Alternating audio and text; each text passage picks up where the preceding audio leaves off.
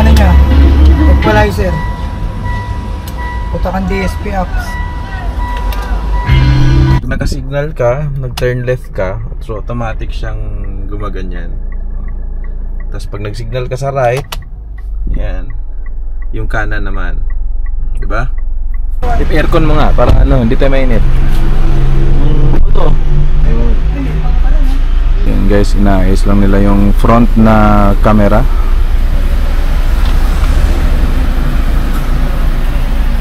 Sobrang linaw ng mga camera niya kasi Sony lens.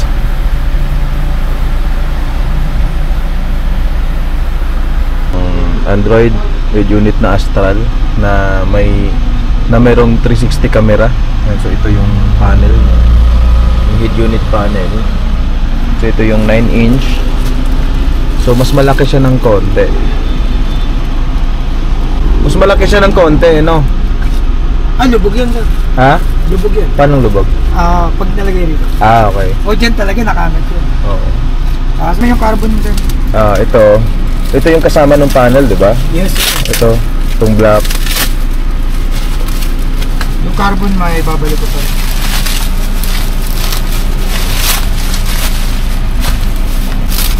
Buti ano siya, gloss. Oh,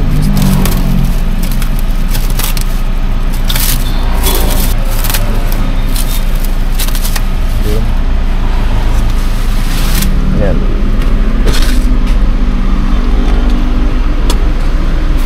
Okay. Ayan, so hi guys, nandito tayo ngayon sa Advanced Auto Car Accessory Shop kasi magpapalagay tayo ng head unit na Android Astral yung brand, made in Thailand, tapos meron siyang 360 camera. Ayan, so dito lang to sa may Mindanao Ave. Yan, papakita ko sa inyo. So mag-i-start pa lang.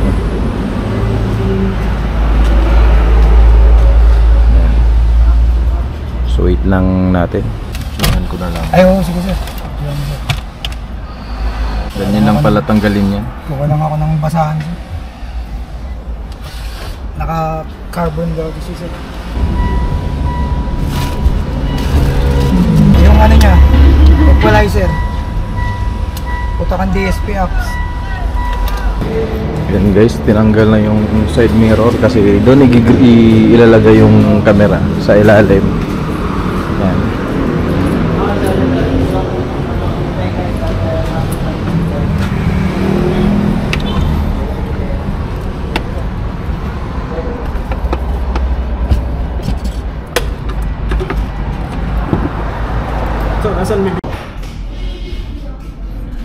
So yun guys, meron din sila ditong mga speakers, dashcam, may undershab, yung sa pangilalim lang ng upuan. Meron silang mga HID. Yan. Tapos meron sila. Ito yung yung Astral na pero lang to, mababang gig. Yan. So, hintayin lang natin na matapos. Papalamig muna tayo dito sa office nila kasi medyo mainit sa labas.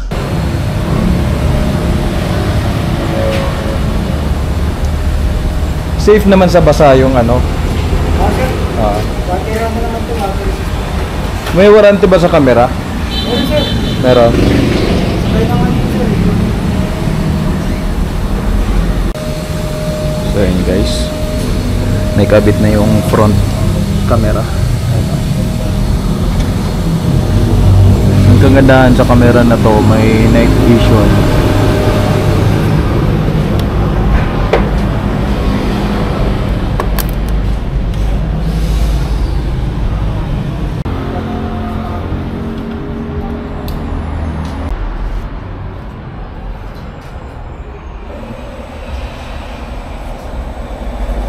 Nila yung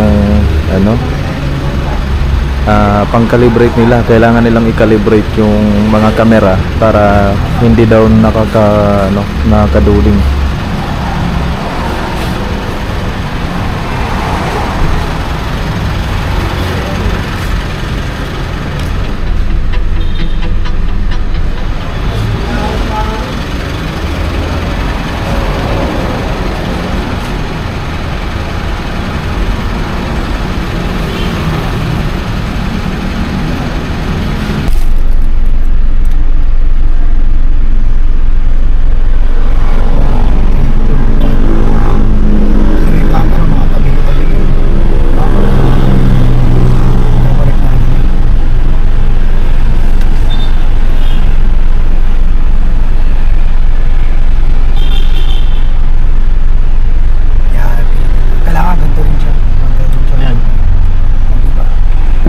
Sarado mo.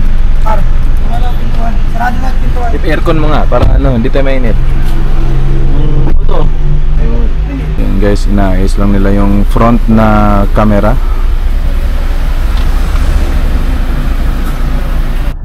Yan guys, papakita ko lang po sa inyo yung ano, itong Android na may 360. So ito yung kanyang mga apps.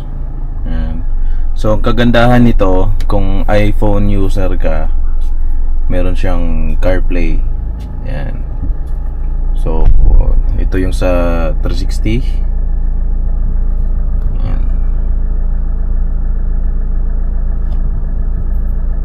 Yan o. Kitang kita yung mga paligid ng ano, sasakyan.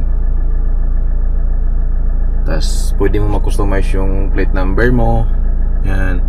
Pwede mong mag-customize yung kulay. Yan. So papakita ko sa inyo yung mga view. Yan. Yung likod, ay yung front pala. Tas front na flat.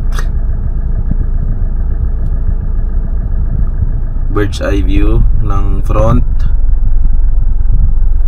Yan, tas front. Yan. Tas ito naman yung front na paganon. Yung patagilid yung pa-curve yung kanyang bumper, yan o. Yung kanina flat.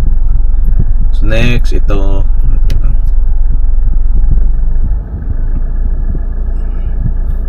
Ito next. Yan yung back. Napakalinaw niya guys, sobrang linaw kahit gabi. Napakalinaw niya. Yan. Yung left, pag nag-signal ka sa left, pag sumignal ka sa right. Yan, bird's eye view. Front, back. Yan. Yung gilid, yan o. Kitang-kita yung gulong sa left, gulong sa right, yan o.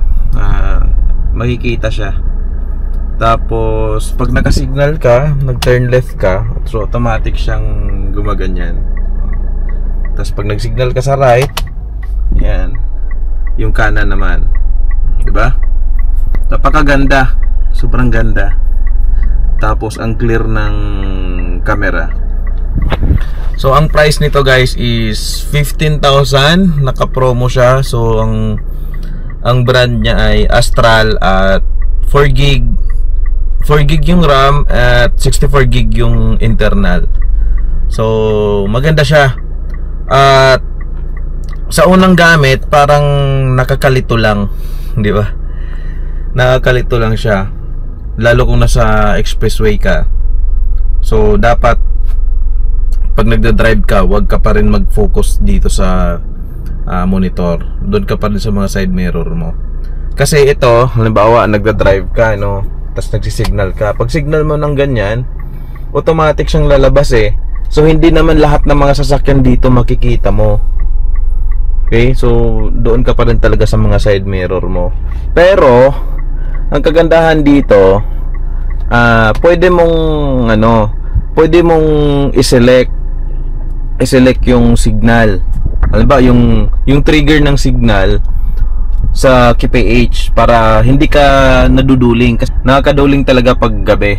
So pag signal mo ng ganun, automatic lumalabas sa screen dito. Halimbawa nasa ibang application ka, pag turn signal mo, automatic lalabas to. So medyo nakakaduling siya. So pwede mo siyang baguhin dito. So pwedeng maglagay ka ng trigger niya, or yung ito, turn signal trigger on. So pwede mo i-select ng minimum 10 kph, or kung no limit ang ilalagay mo dito. Kung no limit ang ilalagay mo dito, ano siya, kahit mag 100 kph ka pa, lalabas at lalabas siya. So yun yung tinutukoy ko na nakakaduling siya. So maganda dito lang tayo sa 10 km per hour. Yan. So medyo hindi siya nakaduling pa ganyan, kasi sa 10 km per hour napakabagal lang yan. Pero kung ilagay mo siya sa no limit, medyo nakakaduling talaga. Parang delikado. Yan, parang delikado siya pag nagda-drive ka.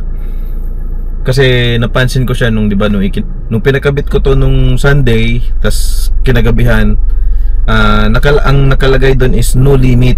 So kahit tatakbo ka ng mabilis, tatakbo ka ng mabagal, pag nag-turn signal ka, pag lumipat ka ng lane, automatic lumalabas yung nakakaduling siya. Okay, so yun ang gusto kong settings dyan. So 10 km/h bago mag-trigger yung turn signal niya. So pag lumagpas doon, pag signal ka, hindi siya gagana. Okay, so yun yung maganda doon para hindi ka maduduling. Okay naman yung purchase ko, mura lang naman siya, 15,000 lang siya.